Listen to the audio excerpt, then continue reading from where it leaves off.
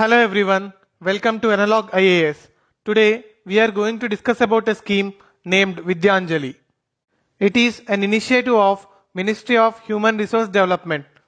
This is created to enhance community and private sector involvement in government-run elementary schools across the country under the overall aegis of Sarva Shiksha Abhiyan. It is run through Department of School Education and Literacy in Ministry of HRD.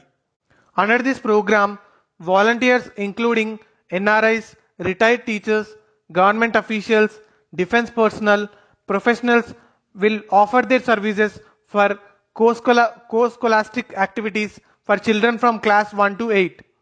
The volunteers will act as mentors, confidants and communicators with children. Next, MyGov in collaboration with Ministry of HRD has developed a mobile application for schools and other educational institutions to engage interested citizens in volunteering for such on-ground engagements. This application will enable interested volunteers to connect with government educational institutions including schools to mentor students.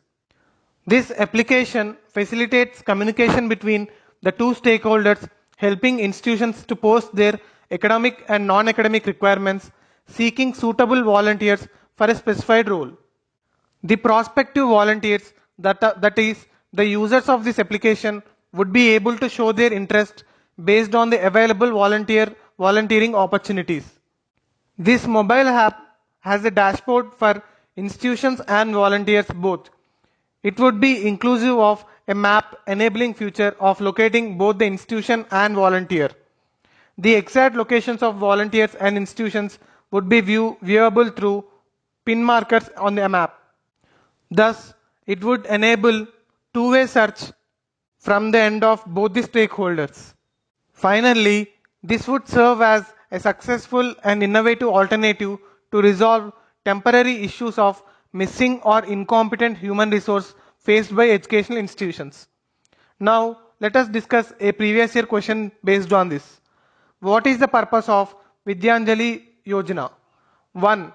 To enable the famous foreign education institutions to open their campuses in India. Statement number 2.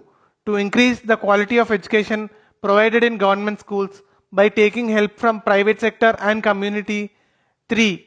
To encourage voluntary monetary contributions from private individuals and organizations so as to improve infrastructure facilities for primary and secondary schools.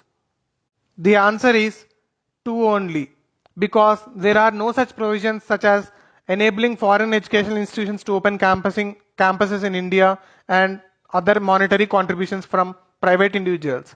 So the answer is A, 2 only. Thank you.